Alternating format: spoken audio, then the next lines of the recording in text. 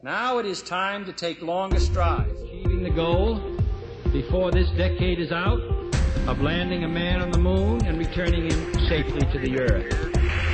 The Eagle has landed. It's one small step for man, one giant leap for mankind.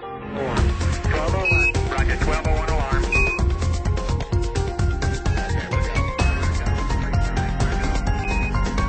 Time for a great new American enterprise. Time for this nation to take a clearly leading role in space achievement, which in many ways may hold the key to our future on Earth. I believe we can send humans to orbit, Mars, and return them safely to Earth.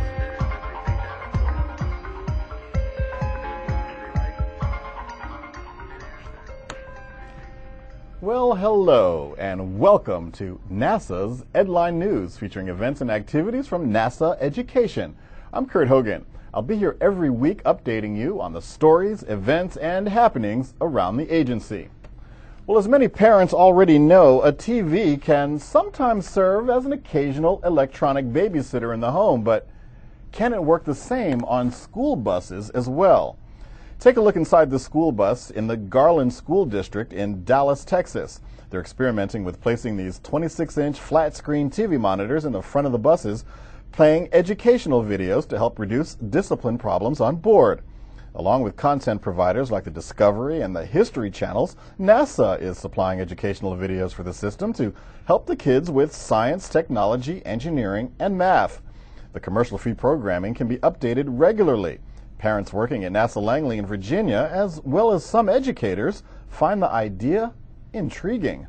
I actually think it's a fairly decent idea. You know, students today really need to be reach through some technology. They're immersed in it now, and with the NASA programming that's going to be on these displays, I think it could be a good way to enhance their STEM experiences, and as long as it's high quality programming like the NASA education programs that we have out there, I think it's a good thing.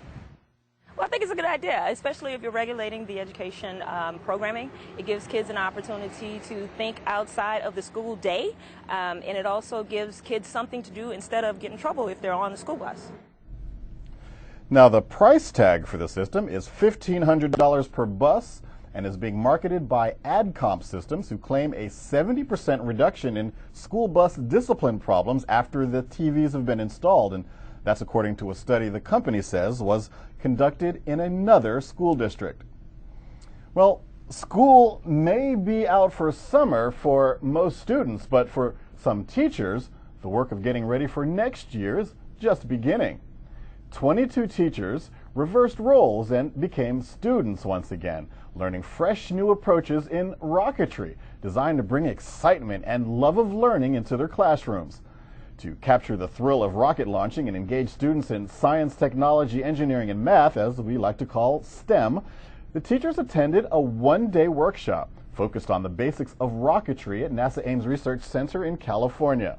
First thing in the morning, these teachers were hands-on with stacks of learning materials, including a NASA Basics of Rocketry Educator Guidebook and other NASA teaching aids. One of the first lessons the teachers learned was how a rocket works. They also learned about Newton's law of motion and were shown simple activities to demonstrate each principle. They learned about force, mass, and acceleration. And for the culminating activity of the workshop, teachers were shown how to build and launch their own fully functional model rockets. The teachers were instructed to build rockets designed to, get this, carry a payload of one raw egg, and they had to figure out how to parachute it safely and in one piece back to the ground. Now, are you thinking like me and wondering how many of the teachers had cracked eggs on their hands with those model rockets? Well, speaking of real rockets, this past 4th of July marks the 4th anniversary of the launch of the Space Shuttle Discovery. 10, 9, 8, 7, 6, go for main engine start, 2, 1, booster ignition, and liftoff of the Space Shuttle Discovery, returning to the space station, paving the way for future missions beyond. Discovery and its 7-member crew launched at about 2:38 p.m. Eastern Time on July 4th, 2006 on a journey to the International Space Station.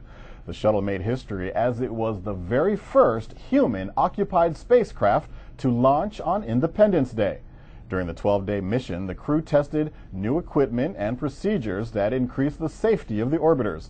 Discovery missions have developed a wide array of educational activities and products to inspire America's students, create learning opportunities, and communicate the excitement and the meaning of NASA's missions and discoveries. The missions have also strived to meet the needs of educators by cultivating strong and lasting partnerships between the space science and the education communities.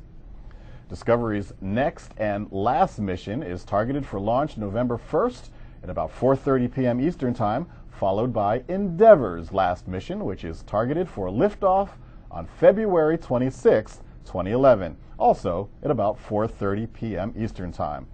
And finally, families interested in learning more about the upcoming 2 final shuttle launches were on hand at the Goddard Space Flight Center. The Wallops Visitor Center in Greenbelt, Maryland is the site for a half-hour slide presentation that takes families behind the scenes as if they were preparing for a shuttle launch at the Kennedy Space Center. The slideshow explores orbiter processing facility and also takes folks on a tour of the vehicle assembly facility to see how the space shuttle is actually put together, while also seeing what astronaut training is really all about. The program ends with a fun and educational activity for the children, and we're told participants always enjoy themselves thoroughly. I'm going to have to go and check that out myself.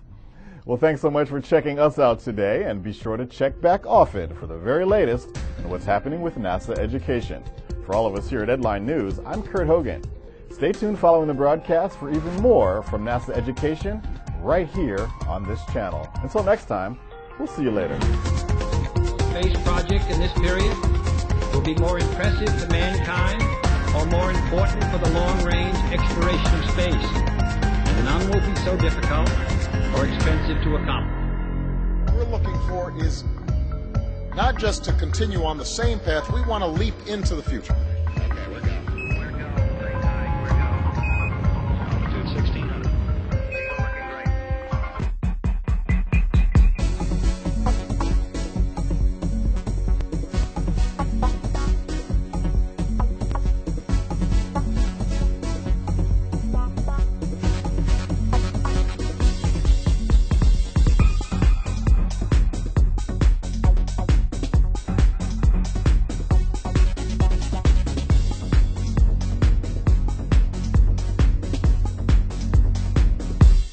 Welcome to NASA's Digital Learning Network Summer of Innovation webcast series.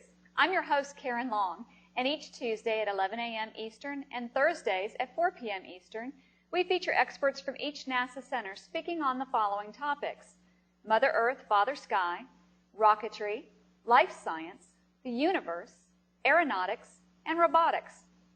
Today's webcast comes to us from Johnson Space Center in Houston, Texas, and featured Scott Weinstein, Crew Habitability Trainer.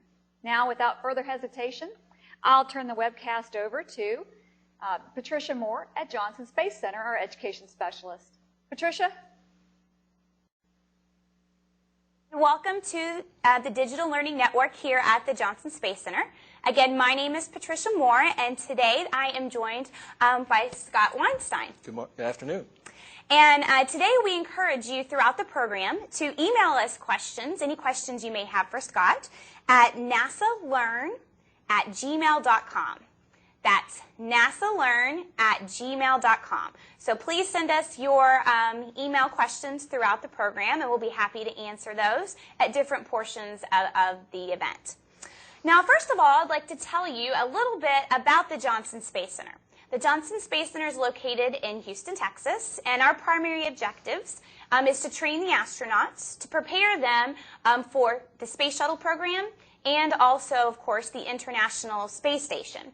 And as many of you know, Mission Control is also located here at the Johnson Space Center. Now, today, we are going to talk a little bit about microgravity.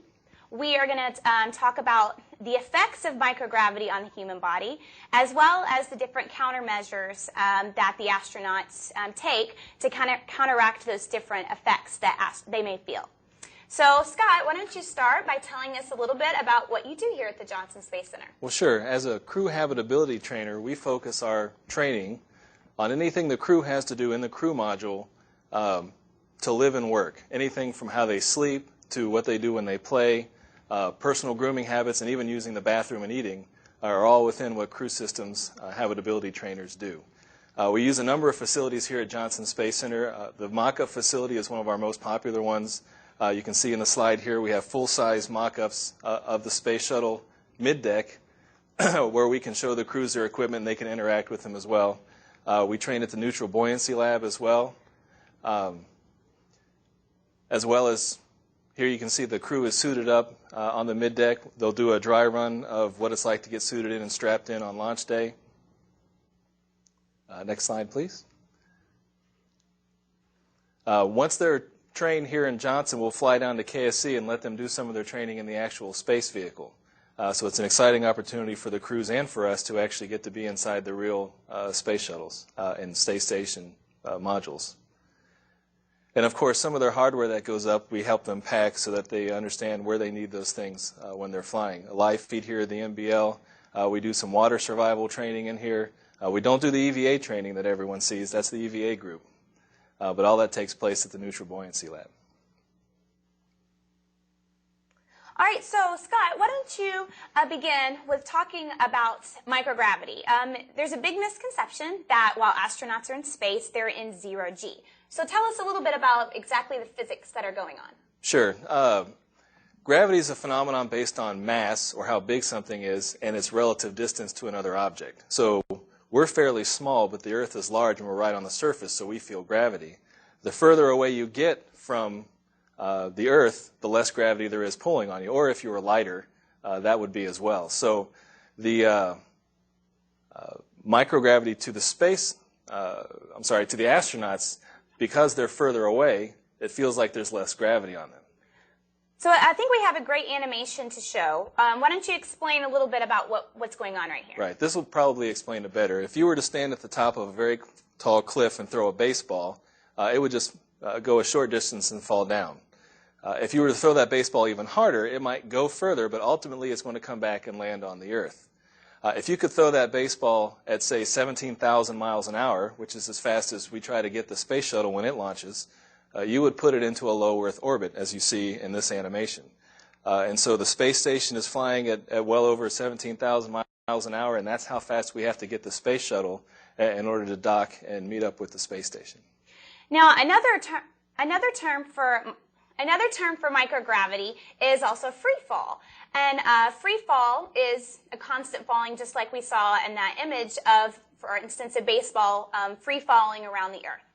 So let's take a look at this animation of an elevator, and this will give everyone another representation of exactly what free fall is. So imagine that you're in an elevator and that the cable's cut and you begin to fall. What this animation is going to show you is that astronauts fall inside the International Space Station as the space station falls around the Earth. Just like an elevator, you would fall with the elevator as it falls to the ground.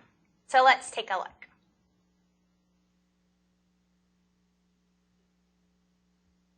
Imagine yourself in an elevator riding to the top of a tall building. Just before reaching the top, the cable snaps and your car begins falling.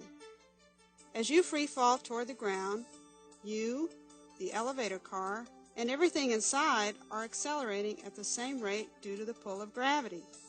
Everything seems to float, and for a brief period, the effects of gravity seem to disappear. That's exactly what's happening on the Space Shuttle, all except for the sudden stop.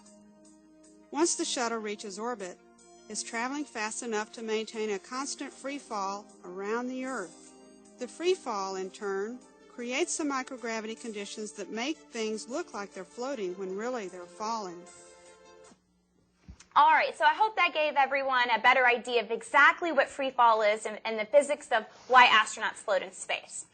So let's move on and talk a little bit about the human body in space. So if an astronaut's in space, Scott, what's one of the first sensations that they feel? Probably the first sensation they're going to feel is microgravity.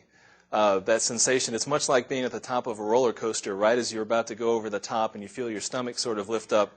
It'll be a very similar sensation. Part of that, though, because they're not cresting over a roller coaster, they're actually going to stay on the ride, is they're going to have a fluid shift in their body.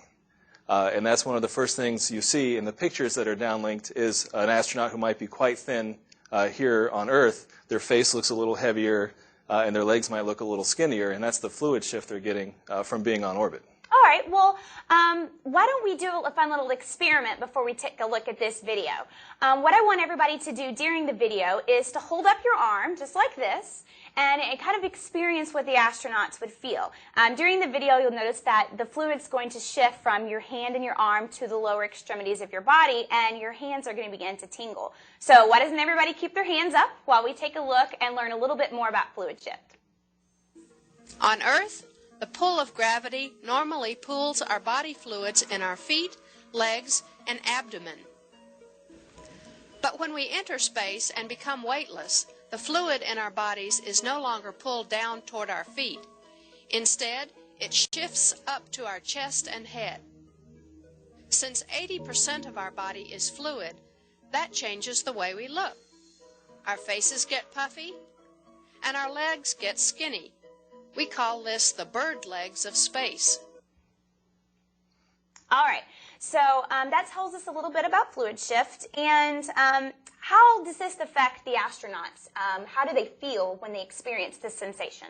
Well, because it's a new sensation, when they first get on orbit, they actually tend to feel a little ill. Most of these astronauts are experienced flyers, but even if they don't have issues with air sickness here, they can still have them when they're on orbit. And the fluid shift is a lot of what causes that. All right, so I know that there are many countermeasures that NASA provides to the astronauts to kind of help them counteract these different feelings. So what can they do in this situation? Well, they have a number of countermeasures. Of course, there's medical countermeasures. They can take some medications that will help them deal with the nausea and let them focus on their jobs. They can also, over the duration of the mission, exercise. By exercising, they can help put off some of the effects of spaceflight. All right, well, what I'd like to do now is go to see if we have any questions from our audience. So it looks like, let's see, what's our first question? All right, here's the first question. Has there ever been a case where an astronaut is so sick that he or she can't complete their work? Well, that's a good question. We just talked about sickness due to the fluid shift. They could also be sick if they get ill. Most of the time with the fluid shift, within a few hours, if not the first day, they're accustomed to the space sensation, and they actually have a lot of fun, and they're able to complete the mission. We do have backups. Each job, for the most part, has a backup trained. So if in that time-critical situation they need somebody, they're trained to help them out.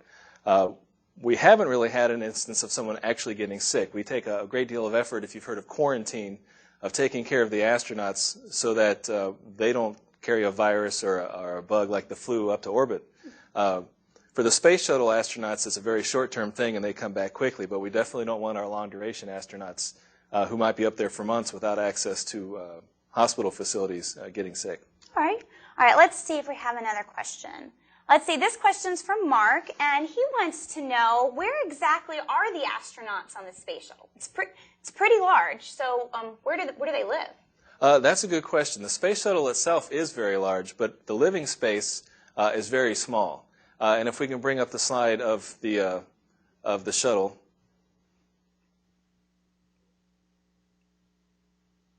There we go. This is a picture of the shuttle middeck. The very nose cone is not livable space, but where you see the windows, that is all the livable space that the Space Shuttle has. So unlike the space station where there's a lot of room to move around, the shuttle is mostly a cargo vehicle and a rocket ship. And the astronauts really have to learn to live and play in a very, very small space. The analogy might be if you and 6 of your friends were to shut yourself in a master bedroom for 2 weeks with all your food and your bathroom and your clothes, would you still be friends at the end of that 2 weeks? And that's sort of what the shuttle astronauts have to learn to live with. All right, great. All right, so we'll go ahead and move on and talk a little bit more about the human body. So this next topic, I'm sure everyone out there is wants to know about. It's actually the most frequently asked question that we get here at the Digital Learning Network, and it has to do with the space potty. So why don't you tell us a little bit about how the astronauts use the restroom in space? Well, sure. Using the bathroom is definitely something they're going to have to do when they get up there. And unfortunately, they don't have the same sorts of facilities that we do here. Here you see a picture of a traditional toilet. There's a sink. There's a shower stall with a curtain. Unfortunately, in space, we don't have running water in the same way that we do here. The astronauts have to be very careful not to make messes or to need running water. Here you see a picture. This is the shuttle toilet. You can see a small seat there. It's much smaller than our traditional seat. You see a small blue hose. That's for urine. So solid waste goes in the bowl. Urine goes through the hose, and it's all processed and stored until they come back. So it's a very different experience, and of course they're doing this in microgravity, so you don't get to take advantage of gravity pulling material away from you like you do here on Earth. So do astronauts have the same sensation that we do here on Earth when we need to use the restroom? Your body lets us know. Does that change once they're in space? It does. The doctors seem to think that your body actually has some gravity receptors that let you know based on the pressure of the fluid or the waste in you that, hey, I have to go to the bathroom. And on orbit, some people don't feel that same sensation. So we ask the astronauts to pay very careful attention to their bodies when they first get on orbit, especially with the fluid shift. They don't have some of the same sensations. So we like to let them know that they need to feel their bodies and try to understand within the first day or so what that different sensation of having to go to the bathroom is like, so that they don't get into a situation where they haven't gone for some time. Very interesting. All right, so after using the restroom, an important part of staying clean in space, just like here on Earth, would be, of course, to wash your hands. But staying clean in space, like perhaps your grooming, like maybe bathing, washing, is a little bit different. So how is it different from living here on Earth? Well, the primary difference is microgravity. That'll come up throughout our conversation today. You can see in the upcoming slide an astronaut about to brush his teeth. Here you might brush your teeth and spit the toothpaste into the sink, maybe gargle, rinse your mouth out with Listerine or something. We don't have those sorts of facilities in space, so he's going to have to be careful about how he applies his toothpaste, that he doesn't make a mess brushing his teeth, and if he doesn't swallow the toothpaste, he'll have to spit it into a hand towel or something because there's no place else, and we don't want people's bodily fluids floating around the cabin. Great.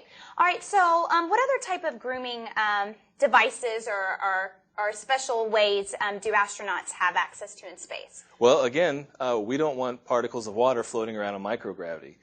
So what we do for grooming, they're up there for a minimum of 2 weeks, is we fly no-rinse shampoos.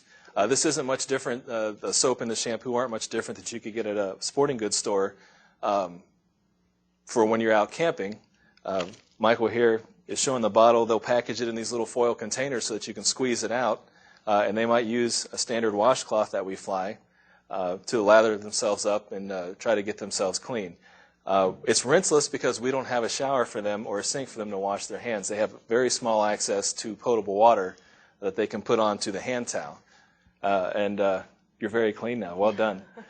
You can see in the slide that's up next, an astronaut has got himself sudsed up pretty good, but he doesn't have a way to wash that off. He's going to have to take a hand towel or a washcloth and sort of sponge that off his head. And that's what they've got while they're on orbit. So I know that astronauts who especially live on the International Space Station for 5 to 6 months at a time are probably going to need to haircut, and the gentlemen are going to need to shave. So how do you do that without making a mess and getting particles everywhere? Well, that's a good question. For both of those activities, we don't want hair particles floating around in the atmosphere. It's not just a maintenance thing. You don't want the hair getting into the equipment, but you don't want your crewmates or yourself to breathe in little pieces of hair. We don't want you getting it in your eyes. So for the station astronauts, because they do typically cut their hair at some point, if you've ever seen a Flowbee, it's basically a set of hair clippers that while they're clipping in has a vacuum attached to it, and it tries to suck up as much of the hair particles as possible. For shaving, they tend to use regular razors because the shaving gels will hold the hair. If they do use an electric razor, if you've ever seen your father or somebody open it up and blow, they definitely don't do that on orbit. They're going to have to take great pains to keep the hair clippings inside the razor. Oh, Oh, interesting. All right, well, before we move on to our next subject, let's take a look at a few questions that have come in. Our first question is going to be from Jack, and he would like to know, of course it's about the space potty, do astronauts go more or less often on Earth? That's a good question. Every astronaut's different. They tend to go less, particularly in the beginning because of the fluid shift. But what's the most important thing is that they do go. We don't want them to get past the first or second day of not having gone to the bathroom because they've lost that sensation, and then they're not feeling well, and the flight docs have to work with them in order to get them to go to the bathroom. Typically in training, what we ask them to do is, if you're the type of person that gets up and goes to the bathroom first thing in the morning, or you like to go to the bathroom right before bed, to go even if you don't have the sensation of going, and that way you're sort of teaching your body to learn to go at your regular time, and that seems to work out with most astronauts. It's not as often as you might think that we have to have a medical intervention for going to the bathroom. Interesting. And our other question was also from Jack. He had two parts to his question. This has to do with fluid shift, and he would like to know if fluid shift affects any of the organs in your body, like perhaps your heart. Fluid shift pretty much affects all of your systems. Because I'm not a flight doc, I can't speak in great detail about it. But spaceflight in general does result in a loss of bone density, a loss of muscle mass, and cardiovascular fitness. Those are the main reasons why we ask them to exercise when they're on orbit, to try to combat those, and it also helps maintain your fluid balance in your body. We do ask them to drink a lot of fluids because of the fluid shift. We want to keep them hydrated as well. Good. All right. Well, let's go ahead and move on to our next subject, and then we'll answer a few more questions in a moment.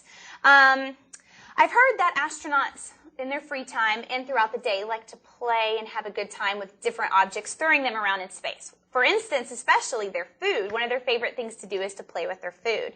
Now, I can imagine that eating in space is much different than eating on Earth, and also that the food may be a little bit different as well.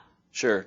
The one thing you're definitely not going to get on orbit is a big chicken fried steak with macaroni and cheese and vegetables on a big platter. You might get this if you go down to your local family restaurant, but they will get something very similar in the form of dehydrated or lower moisture formed foods. I have with me today some packages of food the way we package them for the astronauts. You can see this is macaroni and cheese. It doesn't look anything like what you saw in the bowl. But it's dehydrated, and the instructions are on the packages. They have the capability in their shuttle and space station galleys to rehydrate this.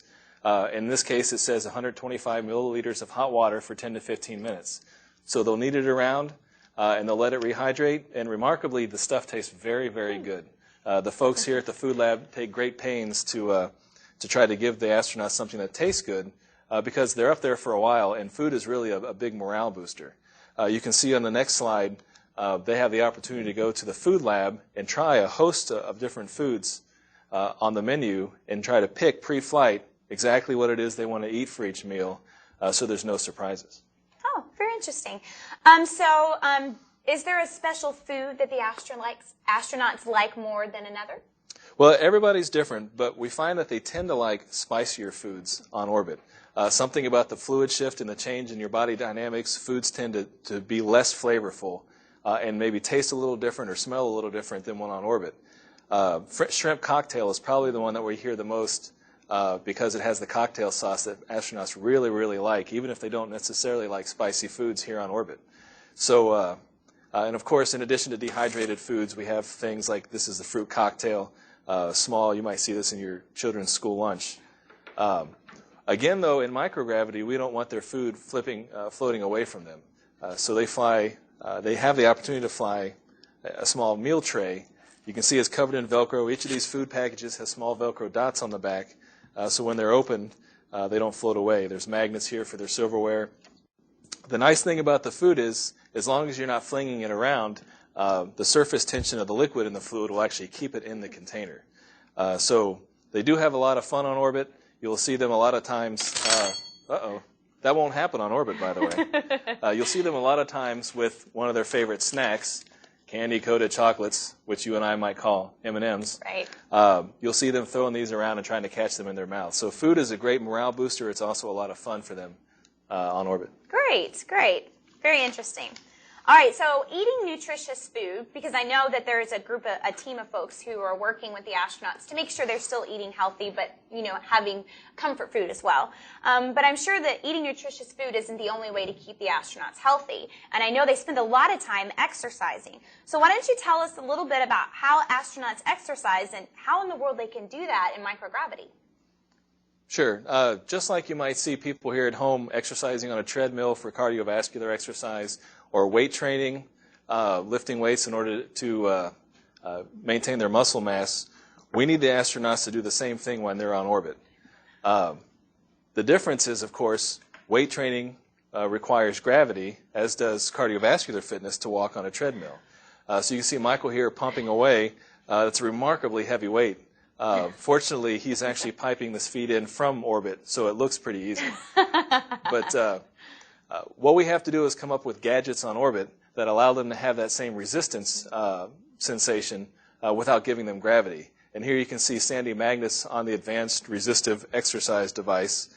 This device it's very complicated. It's very versatile and allows them to do weight training and resistance exercise to help maintain both their muscle mass as well as weight-bearing exercise helps with your bone density as well. For cardiovascular fitness on the station, this of course is on the station, that's way too large for the Space Shuttle. Right. On the next slide you can see another view of them using a resistive exercises device. The next slide will show the Colbert. It's a treadmill, but again, you can't run on a treadmill if there's nothing to hold you on the treadmill. So here you have a picture of Nicole. You can see the harness around her waist that's providing some weight to her, for lack of a better term. It's holding her down against the Colbert treadmill so she can walk on the treadmill or run on the treadmill and get that same cardiovascular and weight-bearing sensation. On the Space Shuttle, we have a little different device. It's called the ergometer, which is really just a fancy word for a recumbent exercise bike. And here you can see Heidi on it. She's sitting down. Down is a relative term. There's nothing keeping her down, but the white strap around her waist holds her onto the seat, and you can see she's pedaling with her feet. You can also see in this picture, if you look closely on the aft lockers, there's a small iPod there, and she's wearing her headphones. So we do try to give the astronauts some creature comforts because while they're exercising, you know, they're kind of staring off into space, no pun intended, and we like for them to be able to listen to their music and have some good times while they're trying to exercise. So while they're in space, is there a certain amount of time that they're required to exercise? And is it any different for Space Shuttle astronauts and station astronauts? That's a good question. The short answer is we want them to exercise as much as possible.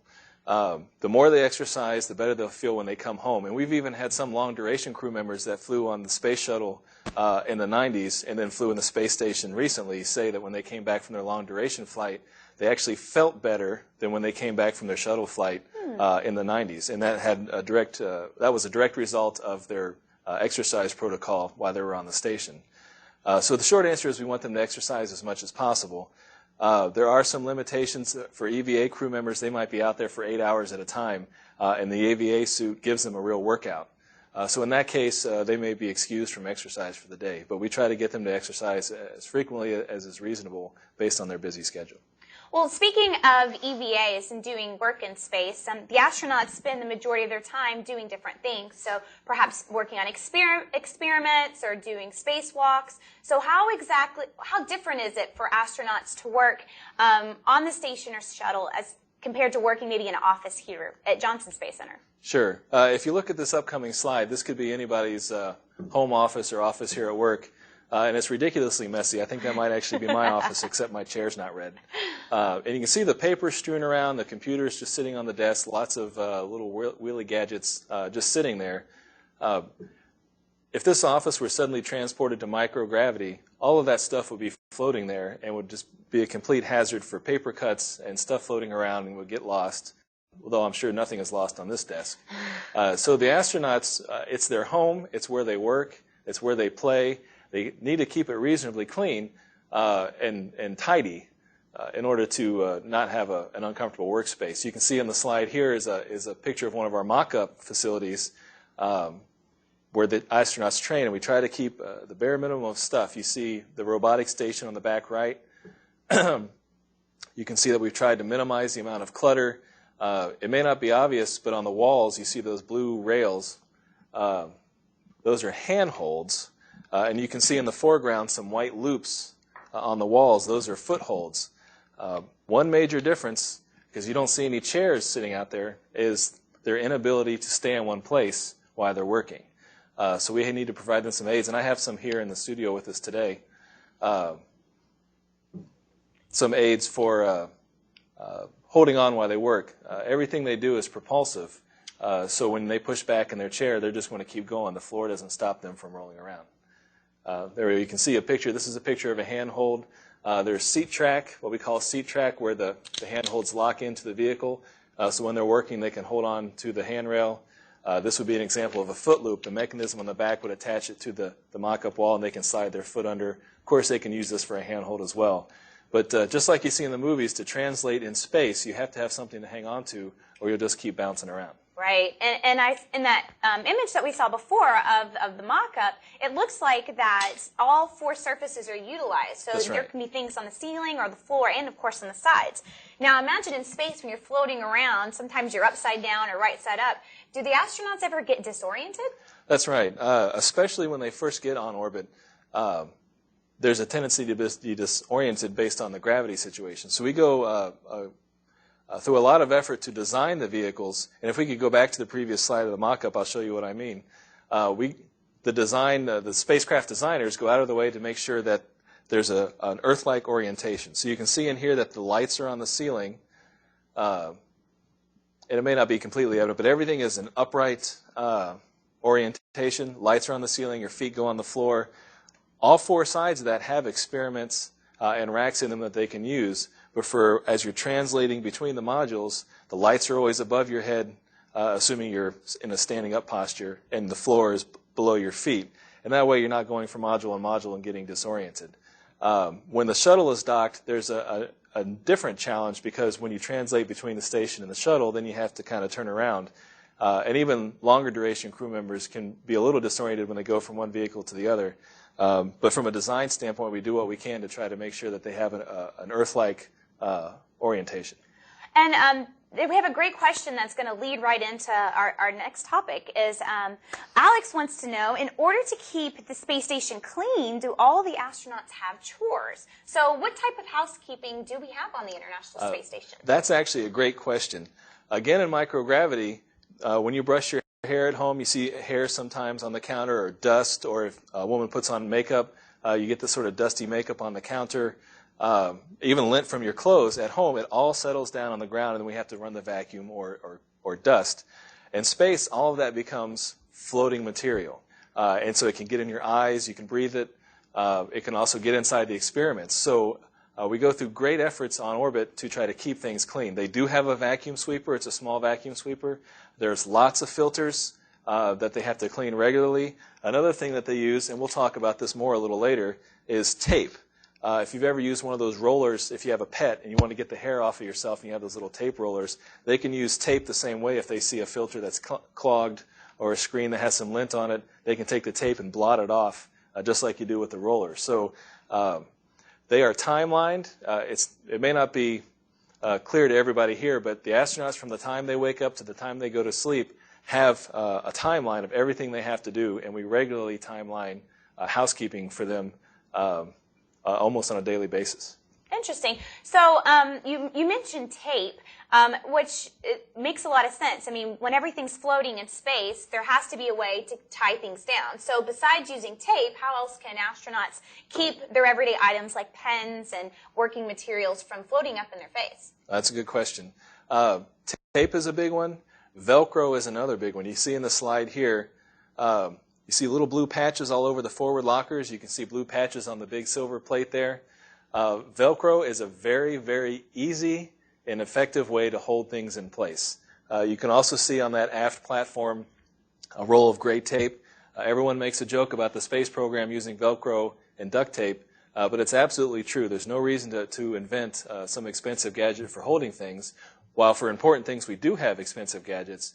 For everyday things, like you mentioned, pens, even their food packages, simpler is better, and we use tape and Velcro for most of that. This is a shot of the shuttle middeck instead of the station mock-up. You can see those foot loops on the floor as well that he can use to hook his foot under if he felt like he was going to float away while he was working.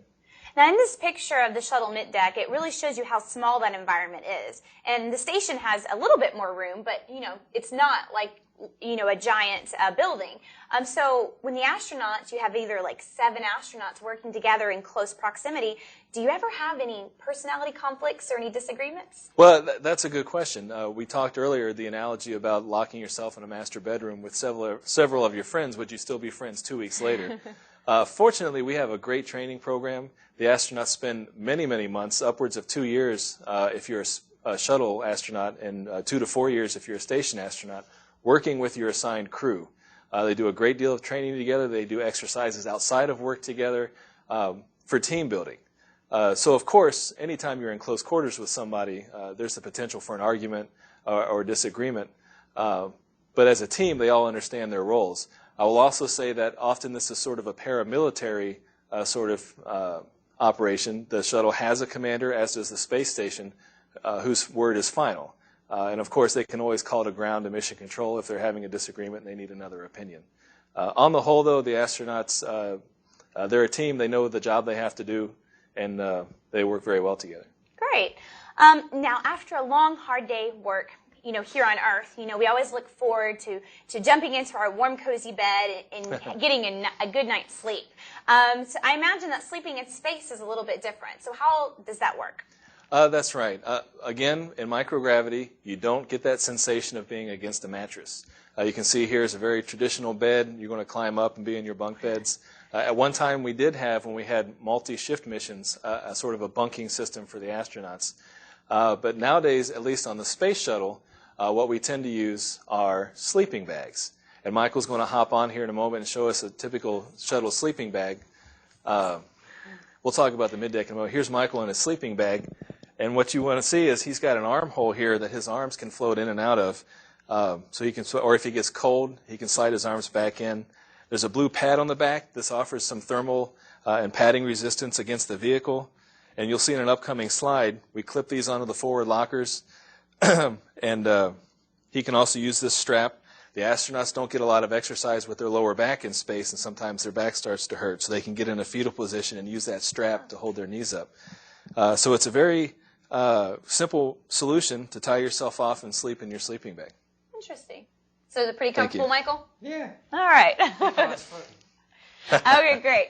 All right. Well, that in closing, before we say goodbye, we have got lots of emails coming in and lots of questions for you. Okay. So I'd like to start. Looks like we have John, who is an 8th grade student. He would like to know, how many calories does the typical astronaut burn during an EVA, or maybe even during regular exercise? That is a great question.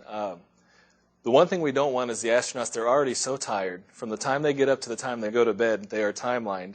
They don't always sleep as well as they do. We talked for a moment about the sleeping bag, but because they don't have that same sensation of being in a mattress, it could take a day or two for them to really feel comfortable sleeping. So you don't want somebody who's tired and hungry trying to do your work. Here you can see the picture of them sleeping all over the place. Any place they can find a spare place to lock themselves down. Typically, the average astronaut gets manifested about 2,700 calories a day, which if you go by the typical guidelines, you'll see that they have, if you look on a food package, it'll say based on a 2,000 calorie diet or a 2,400 calorie diet. Those are common for us. But we know the astronauts are in a foreign environment. They're working hard. We tend to pack about 2,700 calories for them every day. They don't always get to eat that much. It's a lot of food for them to try to eat. They don't always have time for every meal. But we like them to try to eat what's packed for them. So it could be upwards of 2,700 calories, give or take. And the food lab works with each astronaut and their metabolic rate to determine what's the right thing for them to eat on their mission. All right, well, speaking of question. Speaking of food, Catherine is another 8th grade student from the same school, and she would like to know, what are some of the astronauts' favorite foods? Well, we mentioned earlier that shrimp cocktail is one of their favorite foods. Really, the favorite foods that they have on orbit are their favorite foods here. They can actually have, if they have a favorite recipe from their family that they want to try to fly, they can actually have that packaged for them by the food lab. And the food lab goes through great pains to try to make it because it has to be dehydrated and then rehydrated. It might taste a little different. So the food lab goes through great pains to try to give them what they have here on orbit. So shrimp cocktail is a very popular one. There's a really good vegetarian vegetarian chili, which I was surprised because I'm not a fan of chili, let alone vegetarian chili. It's actually very, very good. One thing I didn't talk too much about, though, is meals ready to eat, like you see the military take. MREs are also very popular to fly, and of course they get to try all these before they go. This one happens to be barbecue beef, which is a popular one as well. So I wish I could say these were the top 5, but it's such a variety of palates, especially with the international astronauts on board, that really it's a mixed bag of stuff that they like. Great. And so we have such great questions coming in. I want to make sure to remind everyone to please email them to nasalearn@gmail.com. That's nasalearn@gmail.com. So let's go to our next question. And this question is from Cheryl. And she would like to know how many astronauts have been on the International Space Station since it began. So it's been in space for 10 years. Gosh. I don't know the answer to that one. Yeah, I don't know the answer to that one either. That is actually a great question. I can tell you that the most we've had is 13. And that was just this past, just a few months ago when we had a full complement of 6 on board for the space station plus 7 astronauts from the shuttle docking. And that was really a good moment for the space program when the space station really lived up to its potential for a brief period. But as far as how many have been on there since the space station has floated, I honestly can't answer. That's a great question, though. I'm going to have to go try to figure that one out. All right. So our next question is from Robert. And he wants to know, what do they do with the solid waste once the astronauts go to the restroom? Great question. It depends on if they're on shuttle or station. If they're on the shuttle, it stays in that bowl that you saw in the picture until they come home. And that whole thing is reprocessed by a company here in Houston. The entire toilet unit is flown back here, and the solid waste is processed and disposed of. And the liquid waste, of course, is disposed of while they're still in Florida. On the station side, so the short answer is they don't flush it like you do here. There's no place for it to go. So it's held in tanks until they get home. The space station does it a little differently. They regenerate their liquid waste into drinking water if they can. They have an entire process for that. Their solid waste burns up in the atmosphere on its way home. They maintain that in small, what we call KTO containers, and it's burned up in a Russian Progress vehicle when it comes back in the atmosphere. Very interesting. All right, and then our next question is from Wendy, and she would like to know, what does space smell like? That's a really interesting question. That is an interesting question. We've had some astronauts sort of describe it, but everyone seems to describe it differently. You would think that space would not have a smell because, by definition, space is a vacuum and there's not much in the way of particle. Here, the smells are the molecules of whatever it is you're smelling bouncing off your nose. And, of course, in space, there's not so many particles, so there's not a sense of smell per se. Interestingly, though, because of the fluid shift and the change in your body dynamics, things do smell differently in space. If you've ever packed your lunch with a banana, and by the time you get to lunchtime at school, your entire lunch smells like your banana, foods like that are often forbidden on different missions because people don't want that smell the entire time. And so what we call loud foods. So things that smell a great deal often are asked not to be flown because, unlike here where that smell can just dissipate in the atmosphere, their air is all contained inside the orbiter, and those smells are with them for the next 2 weeks or even longer if they're on the space station. All right, so we're doing great. Thank you so much for sending in your questions. Our next question is from Tom, and he'd like to know, what do astronauts do in their downtime? Do they have any downtime? Well, we do. Especially now, Space Shuttle astronauts tend to have less downtime because they're only up there for 2 weeks, and so we work them pretty hard. We work the station astronauts hard as well, but they're up there for much longer, and not just because they need some time, but for their own health, they need some downtime. Right. Probably the most popular thing is looking out the windows. They get a view of things that we only see in pictures. They get to take the pictures of the Earth, of the moon rising over the Earth, of the sun rising, of the stars. They get to see some beautiful sights from a perspective that only a few hundred people ever have gotten to see. And so looking out the window, they do have some capability to email their friends and families upon occasion. They can talk to their families sometimes. They don't get TV like we do here. So they can read. But really, it's just some basic things that they can do to pass the time to sort of unwind and relax. But by and large, looking out the window is the number one. I bet it's very beautiful. I bet. All right, our next question is Kurt, and this is really interesting. I know that there are different experiments with animals, and he wants to know, has an animal ever been born in space? You know, I don't know the answer to that. I don't think so, but honestly, I don't know. We do fly a number of animal experiments. Most of those, we want the animals to come back in one form or another to do testing on. So when we do fly animals, though, we try to maintain a safe environment for them and the astronauts. No one wants to float through animal waste while they're on orbit. And so we try to take care of them as best we can. But as far as actually reproduction of an animal on orbit, I don't think so, but I don't know definitively. That's honestly. really interesting. Oh, all right, so Kurt also has another question. He would like to know what are the latest inventions that we use here on Earth that are a result of the space program? So perhaps spin-offs. That is actually a really good question. The short answer is going to be in companies, the new commercial entities that are flying in space. They've taken advantage of a great deal of what we've learned in terms of rocket propulsion, in terms of miniaturization. Those are probably the big things that the space program has provided. Everyone talks about, well, the VCR and that sort of thing, but the advances nowadays tend to be more on the technology front that NASA is providing in material science. We know as an agency what materials are safe to fly, what things are going to affect people. So in terms of specific inventions, most of them are in that area. Great. All right, let's see. Looks like we have some new. A new one. Here's a fun one. This is from Julie. And has an astronaut ever had a birthday in space? And do they get a birthday cake? We have actually had, the short answer is yes. In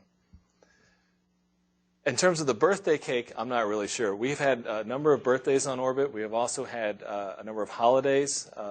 I believe it was STS-126. They had Thanksgiving on orbit while they were docked. And there was a fun picture. We had the food lab had packaged up an actual Thanksgiving meal for them that they packaged up and sent. And there's some fun pictures of that warming in the oven. Of course, the turkey looks like a little rectangle of food squished into a rehydratable package. But we want the astronauts to feel like we still care about them, we still love them when they're in orbit. In order to do that, they need some sense of normalcy. So I'm quite certain that people have gotten cake up on orbit. You're not going to see them light and blow out candles. We don't want flammable things while they're on orbit. But things like cake and holiday meals, we absolutely try to provide for them. Great. And so our next question is from Tamara, and she wants to know what degree do you have, and how did you end up here at NASA? Well, that's an interesting question. I have a degree in civil engineering, and I have a master's degree in environmental engineering. And I used to build and work with hazardous waste treatment facilities. And when I got a little tired of traveling and wanted a new challenge, there were some openings here at Johnson Space Center in the flight design area. And so I used to work with computers in the ascent trajectory. And then when I learned that there was actually opportunities to train astronauts, I applied for that job, and fortunately I was able to get it. And so that's what I do now, but my background is a totally different. I am an engineer. I just have a different background in aerospace. It's a little non-traditional way to get here. All right, our next question is from Jason. This will be our last question before we close. And he wants to know what's the best part of your job? What's the favorite thing that you do here at NASA?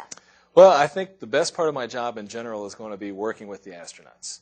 The hardware,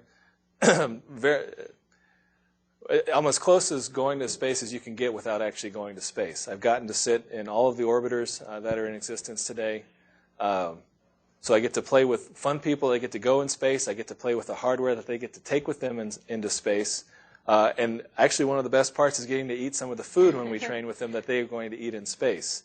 And so I can pretend like I'm an astronaut even though I never get to leave the Earth. All right. So in closing, can you tell us, maybe you have an inspirational message or some advice that you would have for any students out there that are looking to possibly having a career here at NASA? Sure. Probably the single most important thing is to find something you really like to do that you're good at. It doesn't make sense if you really like to do it if you're no good at it. But find something you like to do that you're good at and do your best. And that all starts, it started for me anyway, with school. I'm a civil engineer doing training astronauts, and usually they say civil engineers build targets and aerospace engineers build the weapons sort of joke. But the schooling is number one with a good educational foundation, and if you're looking in math and science, those are the basics, and physics. As long as you understand the fundamentals, you can be trained to do anything. And so that's the message, at least that I would share, is do the best at what you do like to do, and you'll do well. Great. Well, thank you so much, Scott, for being with us here today. Sure, it was fun. And thanks so much for joining us here at the Digital Learning Network at the Johnson Space Center. And now I'd like to turn it back over to Karen at Langley. Thank you, Scott and Patricia, for sharing with us today. And thank all of you for joining our webcast. Join us again Tuesday, July 13th at 11 and Thursday, July 15th at 4 p.m. when we feature Goddard Space